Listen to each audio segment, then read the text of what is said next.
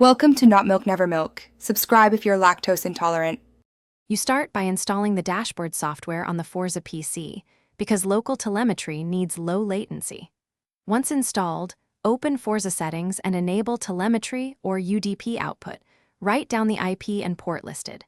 Make sure your PC has a static local IP or a DHCP reservation because changing addresses breaks the link. Also check firewall rules now. Allow the dashboard app through the firewall. This prevents packets from being dropped. Next, reboot Forza and keep the dashboard app running so you can continue to the pairing step.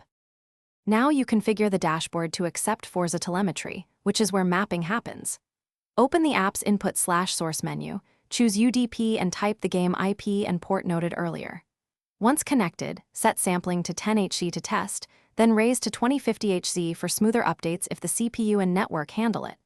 Map each channel, speed, RPM, gear, steering, brake, throttle, and temps, so dashboard widgets display correct values. Make small adjustments to scaling and units, because raw values often need conversion to match on-screen gauges.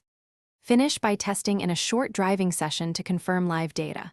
Watch speed, RPM, and steering for lag, spikes, or wrong units.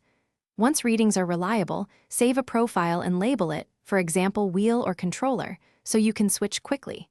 If values are offset, tweak scaling or apply an offset in the dashboard. If anything fails, first check firewall rules and IP/port settings. Make sure no IP conflict exists and lower the sampling rate if packets are dropped. That single troubleshooting step usually resolves most connection problems.